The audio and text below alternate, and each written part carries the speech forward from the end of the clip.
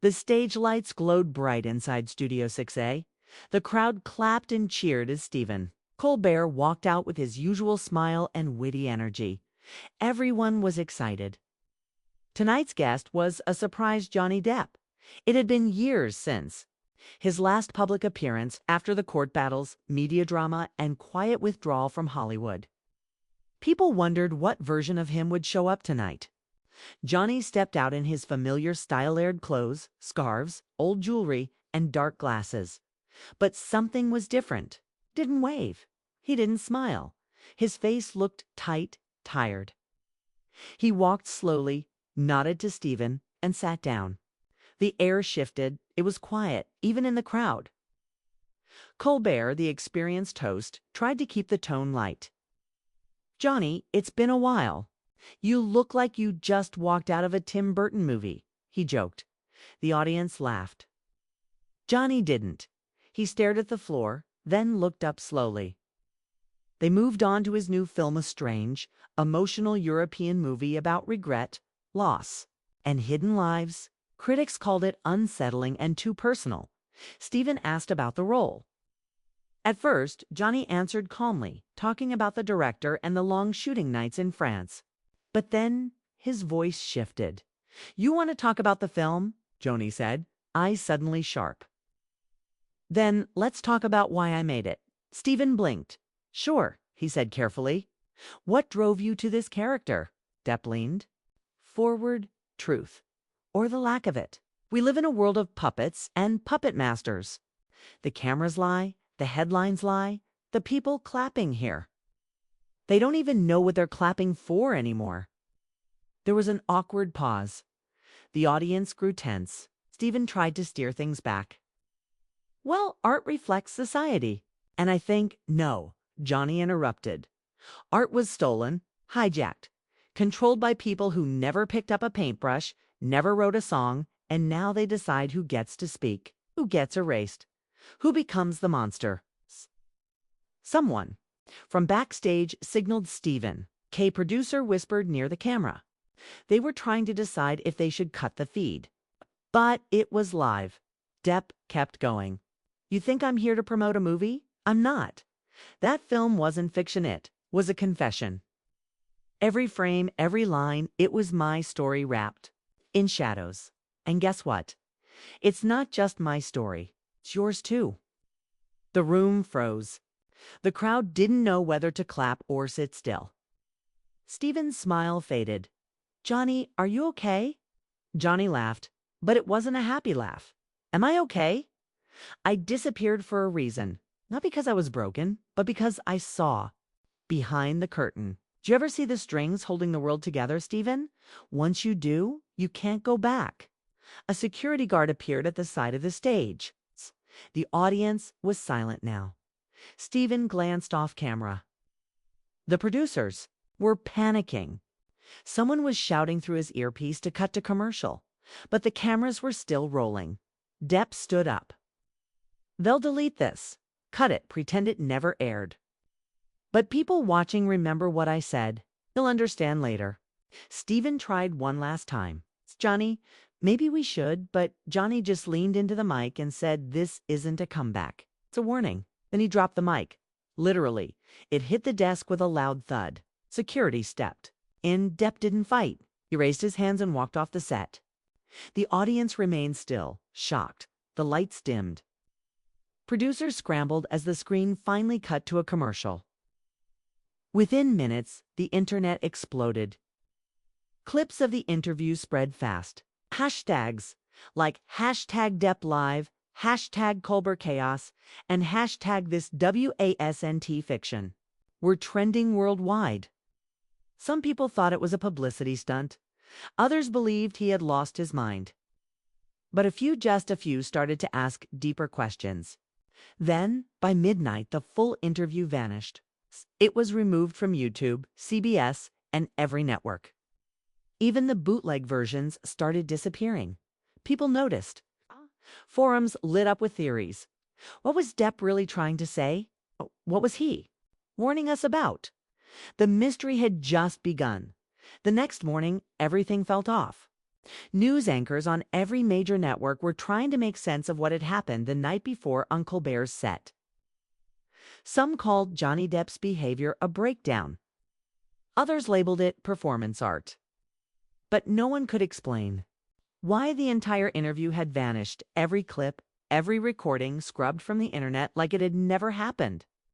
Even audience members who had tried to upload phone videos reported that their accounts had been locked or their videos taken down for violating community guidelines that only fueled the fire. On Reddit, a thread titled "Johnny Depp's Message Hidden Truth" exploded with over 100,000 comments. One user claimed to have worked backstage during the taping. Posting anonymously, they wrote, "He wasn't drunk, he wasn't acting." Everyone on set was shaken. The producers weren't just panicking, they were scared. Another thread linked Depp's strange monologue to the themes of his new film, The Hollow Stage, where the main character, disgraced playwright and covers. It's a powerful group that manipulates global narratives through media and entertainment. In the film, every scandal is planted, every comeback scripted, every downfall approved. In advance, viewers began combing the script, comparing it to real-world events. They pointed out eerie similarities. Political scandals, celebrity cancellations, even news cycles that mirrored lines from the movie. Was it all coincidence? Meanwhile, Depp had vanished again. His PR team went silent. His lawyer issued only one vague statement. Mr. Depp's remarks on The Late Show were personal reflections and not intended for public speculation. But no one bought that. Not after his final line. This film wasn't fiction, it was confession. 2 days later, a CNN investigative anchor named Maya Lennox ran a special report titled The Vanishing Tape. She dug into the sudden disappearance of Depp's interview and found that CBS had received a legal notice. Just minutes after the segment aired, an urgent request to take down the footage in the interest of national stability.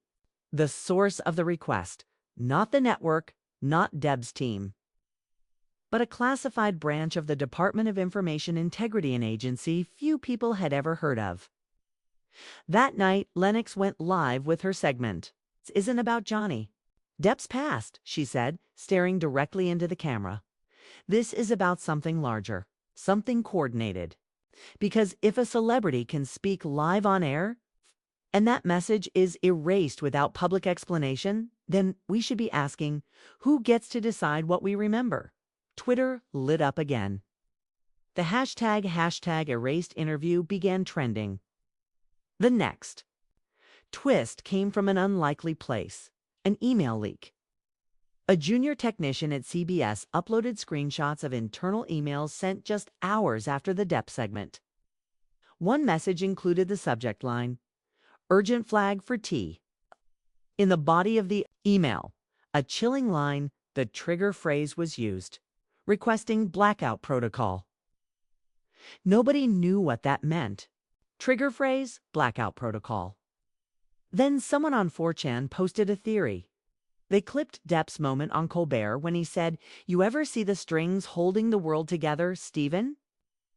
They claimed it matched almost exactly a line from a leaked intelligence training manual on sensitive information exposure during live broadcasts. According to this user, certain phrases spoken publicly automatically triggered emergency review by shadow government units.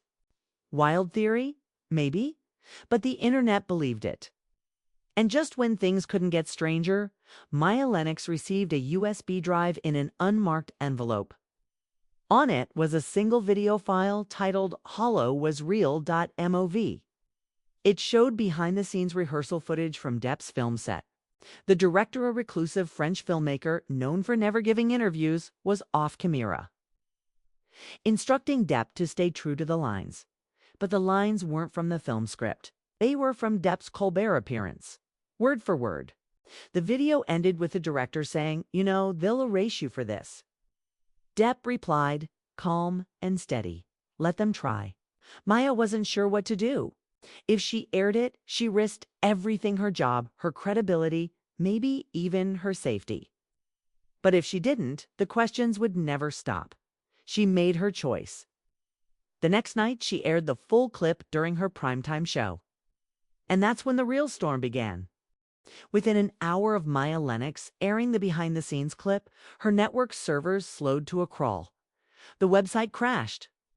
Social media flooded with clips of the eerie footage Johnny Depp rehearsing lines that weren't part of any known script lines he would later say live on Colbert. People weren't just shocked, they were disturbed. What kind of film has dialogue that matches a future interview word for word? Who was really directing Johnny Depp? The hashtag Hollow was real trended globally. Even major networks BBC, Al Jazeera, CN unwrong segments dissecting the mystery. But just as quickly, the story began to disappear. By morning, Lennox's segment was gone from official archives. Her own show was suspended pending internal review, and Maya herself vanished. Her apartment in Brooklyn was empty, no signs of struggle, just an unplugged router and a single post-it on the fridge that read, trust, no edit. The media scrambled. The FBI issued a statement saying they were investigating unauthorized dissemination of sensitive material. But insiders whispered something darker, that Maya had been pre-canceled. Erased not through violence, but through silence. In Washington, D.C., Senator Cal Monroe, chairman of the Senate Committee on Information Oversight, gave a rare press conference. He called the entire Depp incident a media hysteria fueled by internet fiction. But when reporters pressed him about the Department of Information Integrity, the agency named in the CBS emails, he dodged every question. One journalist shouted, "Does the agency exist, Senator?" Monroe paused. Just for a second, then replied, "Everything we do is for the public's protection." The silence afterward said everything. Meanwhile, Depp's past began to resurface, but not the headlines people were used to. A London-based journalist named Anya Rahimi, known for her deep-dive investigations, released an audio file she had held for over a year.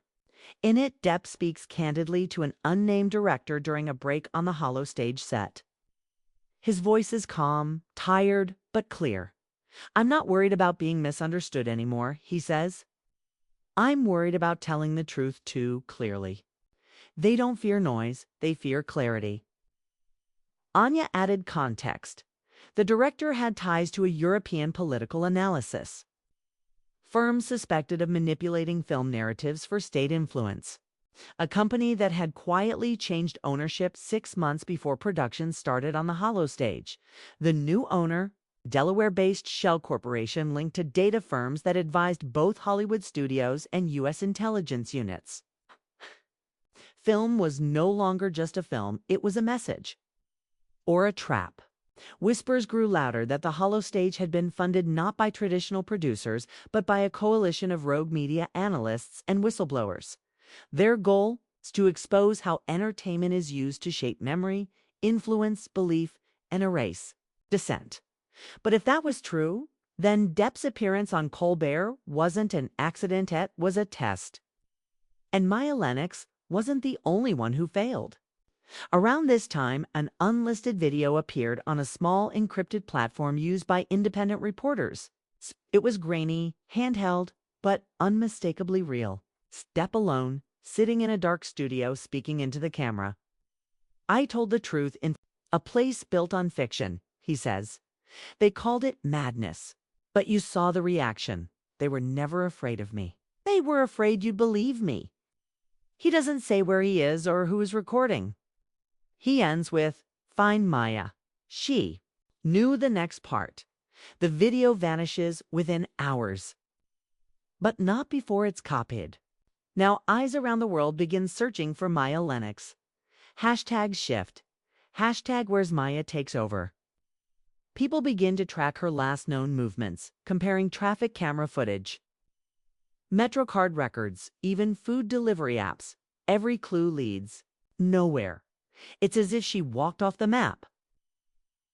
And then, the 7th day after the Colbert broadcast, a new post appears on her private, long-abandoned blog. It contains only one word, vault, followed by GPS coordinates pointing to a storage unit in Newark, New Jersey. Independent reporters rush there. Live streams launch. Police are seen arriving, but so do dozens of civilians, influencers, even rival journalists. Inside the unit, boxes, hard drives, a digital recorder, notes, all labeled the narrative system, version 3.1. The world now watches in real time as the contents are unpacked. There's a sense of dread, of anticipation. Whatever is in those boxes could change everything, or prove it was all just a game. But then one reporter reads from a handwritten note on top. If you've opened this, you're already part of this story. And somewhere in a dark place no one is watching, a red light turns on. Recording. The Newark Vault became the most watched live broadcast in the world. Over 80 million people tuned in within the first 24 hours. What started as a search for Maya Lennox had become something else entirely, an unfolding puzzle connecting celebrity, media, government surveillance, and narrative control. Inside the vault, the boxes weren't filled with just files. They contained scripts, screenplays for films that had never been released, yet had disturbing similarities to events happening now. One, dated 4 years earlier, included a character called the talk show ghost who interrupts a fictional late-night program with lines almost identical to what Johnny Depp had said on Colbert's set. Another script labeled script. Dell to be restricted, Mirror Division, read more like a psychological profile than a movie. It included phrases like emotional narrative conditioning, memory displacement via performance, and viewership entrainment through conflict-based empathy. Journalists struggled to understand what they were looking at. Were these scripts, training modules, or confessions? The hard drives revealed more: internal memos, AI prompt logs, government emails from encrypted servers, and leaked directives from a mysterious department called Narrative Regulation Bureau, NRBA. Name not publicly associated with any U.S. agency. The language was dry, bureaucratic, and terrifying. One-line read: Celebrity Vector Disassociation Effective. Proceed with Phase 4, Public Inversion Event. Recommend preemptive leak to contain impact. People didn't know what to believe. Was it all real? High-level government? P.S. Wipe. An Argonne rogue. Or a layered whistleblower project disguised as performance. Theories flooded the internet, but one voice remained silent. Johnny Depp's. He hadn't been seen since the leaked handheld video. No arrests, no sightings, no statements. Colbert's team remained quiet under legal lockdown. CBS issued a bland denial that only added fuel to the fire. Meanwhile, others connected to the event began to vanish. A sound engineer from the Holostage set disappeared while hiking near Lake Arrowhead. A metadata analyst named Fiona Cho, who had briefly posted on Reddit about edit trails hidden in televised interviews, deleted her account and was later reported missing by her sister. But the most chilling discovery was made by a tech blogger named Omar Quelly, who found traces of NRB code embedded in smart TVs. He reverse-engineered a firmware update from a major television manufacturer and found something deeply unsettling: an emotional drift calibration module that adjusted streaming content playback speed, lighting levels, and even scene cuts based on detected facial responses. Your own reactions were being used to re-edit what you watched, he explained during a podcast that later got delisted from all major platforms. This isn't fiction control, he added. It's memory control. It's the public demanded. Answers: Senator Cal Monroe reappeared this time at an emergency congressional session broadcast live. He looked pale, worn down. What began as a standard hearing shifted when Representative Ileana Marquez, a progressive firebrand from Illinois, revealed she had visited the Newark Vault herself. She held up a binder of printed evidence from the files. These documents suggest a coordinated effort across private media corporations, intelligence agencies, and data firms to manipulate how Americans interpret reality, she said. This is not just surveillance. This is editorial engineering of lived experience. Monroe attempted to dismiss her claims, calling them conspiracy theater. But then Marquez played a short video file from the vault. It showed Monroe 3 years earlier, a private Zoom call with tech executives and a man listed as NRB liaison. East Division. In the video, Monroe speaks plainly. We've reached the point where story equals policy. Control the plot, control the people. The room went silent. Live viewers across the globe erupted. It was undeniable. The chairman of the Senate committee overseeing media regulation had admitted the truth. They were scripting public consciousness. Within hours, the White House canceled its daily press briefing. Social media platforms began mass deleting accounts that posted the clip. But it was too late. Copies were everywhere. Anonymous sources began leaking internal NRB documents, confirming long-running psychological tests conducted through entertainment, testing how people's beliefs shifted after binge-watching specific shows or reacting to celebrity scandals. The NRB had been measuring belief elasticity through Netflix, HBO, even late-night television. Depp hadn't broken, he'd detonated, and Maya Lennox had set the fuse. Then came the final twist. At midnight, exactly 2 weeks after the Colbert incident, a new video dropped on a decentralized streaming network. It showed Maya, alive, standing in a dark theater. Behind her, dozens of empty red velvet chairs. She looked tired but focused. "You weren't meant to believe us," she said. "You were meant to feel like you discovered it on your own." She smiled faintly. Newark was under lockdown, but not from any official order. The vault site had drawn a ring of private security, independent journalists, satellite news vans, and crowds of people who just wanted to see. The air was charged with something heavy. Not fear, exactly more like the weight of too much truth arriving all at once. Inside the temporary press station, Maya Lennox's name echoed through every conversation. Her sudden reappearance in her statement, cryptic as it was, had reignited something across the country. Theories multiplied. Some said Maya had been planted all along. Others believed she was the real whistleblower and Depp had been just the distraction. But something else was rising too: resistance. Small groups of former intelligence analysts, disillusioned screenwriters, and digital archivists began connecting the dots. They formed a loose network online, calling themselves CTRLZ. Their goal wasn't revenge, it was restoration. Undo the narrative war, their website read. Bring back truth without the edit. Late one night, CTRLZ published a leaked document from within the Narrative Regulation Bureau, this time dated back 10 years. It was labeled Event Horizon Protocol. It described a contingency plan in case public trust in media collapsed. According to the file, the plan involved a guided rupture, a highly public emotional event meant to distract and divide. Multiple examples were listed: celebrity meltdowns, live disruptions, unscripted tragedies turned into serialized coverage. The document didn't mention Depp by name, but it referenced a code name, the Reverser. More disturbing was a chart labeled Viewer Adjustment Cycle. It mapped public emotions. Disbelief gives ridicule, gives obsession, gives fatigue, gives amnesia. The point was clear.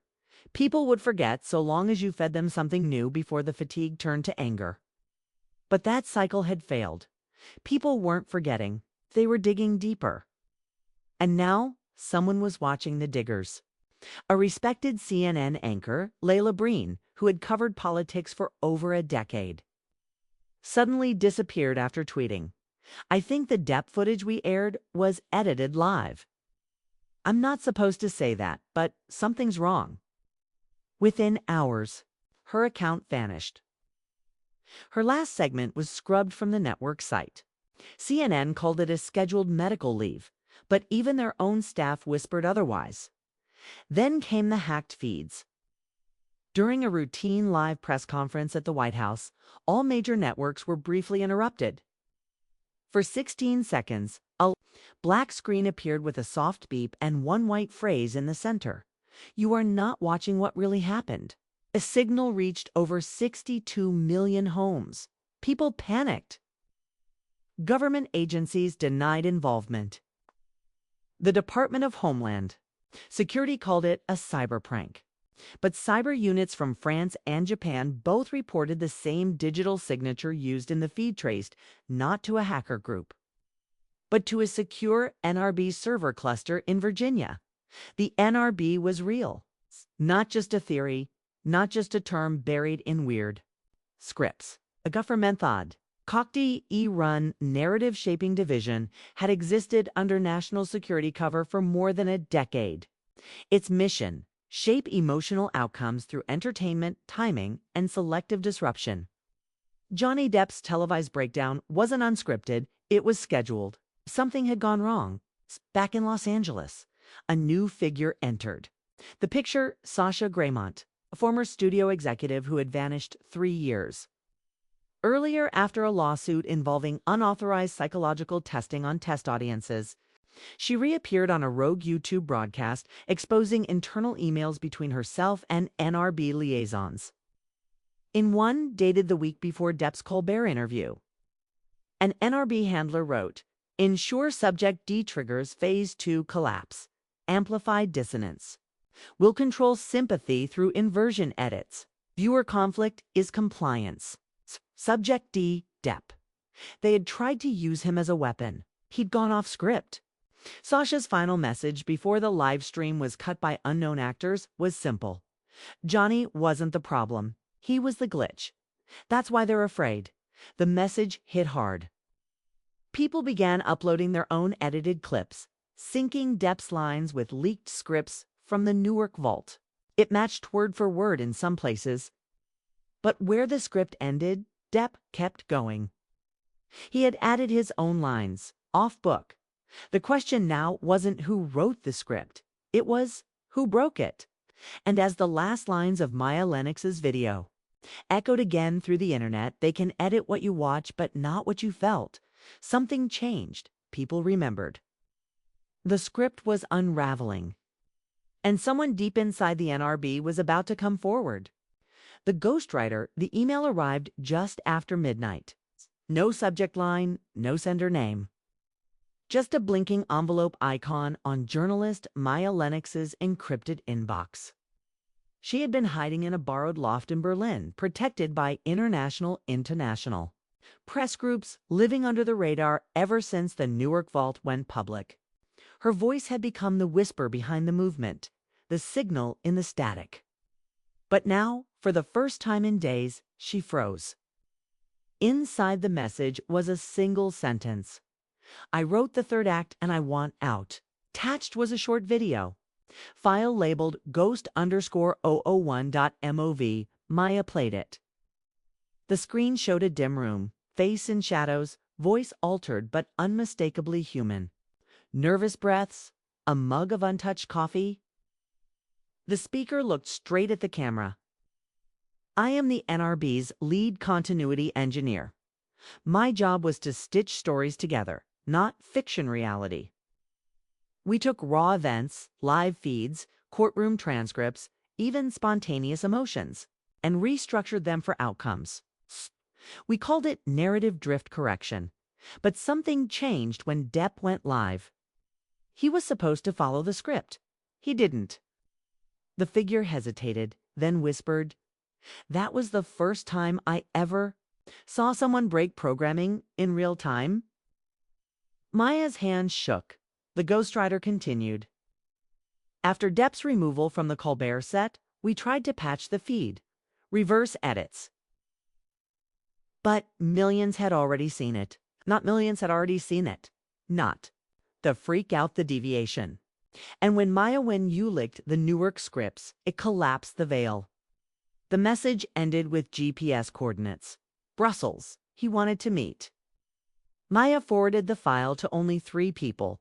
Her lawyer in London, a retired BBC investigator named Gerald Singh, and CTRLZ's anonymous founder, codenamed Replica. Then she booked the next train.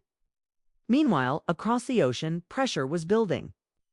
A rogue Senate Oversight Committee, formed quietly after the Bondi hearings years ago, was now demanding the White House respond. The president's press secretary offered nothing except a prepared line. The administration does not comment on operational folklore, but behind the scenes, panic was setting in. Several NRB operatives had gone silent. 2 had reportedly fled to South America. Another was found dead in what was officially called a kayaking accident in a lake he'd never visited before. Yet the footage kept leaking. One video showed rehearsals from inside a real courtroom federal cases that were supposed to be spontaneous. Another revealed actor resumes for background extras planted in press conferences. All dated, logged, approved under a shell company named Civic Tone Media LLCA, known NRB Front. Back in Brussels, Maya approached the meeting point, a nondescript cafe near the edge of the European quarter. Inside, a man in his 40s, wearing a gray parka and horn-rimmed glasses, sat alone by the window. He didn't look up until she sat down. "I can't go home," he said softly. "You're the one who wrote the media scripts," she replied. "No," he said, "I curated them. It's like a museum of manipulated truth." He pushed forward a hard drive. No password. No encryption. Just one folder. NRB Primary Narratives Phase 4. Inside were scripts dated 3 months into the future. Showed a mass shooting scheduled for fall, with predicted audience reactions. Another showed an artificial celebrity romance with pre-written breakup interviews. And the most chilling one? National Emergency Declaration Social Reset Event. Alpha marked for December 17th. No other details. "They want to end the current phase of public storytelling," the man whispered. "Burn it all down. Create one final moment of chaos. So people stop asking questions and beg for structure again." "Like narrative shock therapy," Maya murmured. He nodded. "You still think this ends with truth?" he asked. "I used to believe in managing public focus. Now I wonder if it was all just fear wearing a script." Suddenly, a loud pop rang out across the cafe. Glass shattered. Screams. A bullet hit the wall 2 inches above Maya's head. The ghostwriter shoved her to the floor and yelled, "Go! The backup, go to the backup location." But he was already bleeding. Maya grabbed the hard drive, bolted through the alley, and disappeared into the freezing wind. By nightfall, the video of the meeting had already spread. Someone had streamed it live through a hidden phone in Maya's bag. The world watched in silence. No one knew where Maya had gone. But across thousands of screens in a dozen languages, one line scrolled slowly. "You were never the audience. You were always the content." And for the first time in a generation, people turned off their screens and started listening to each other. But the clock was ticking. December 17th was coming. The sky over Washington, D.C. was gray and heavy. A quiet tension had taken over the city. Soldiers stood at checkpoints that hadn't existed the day before.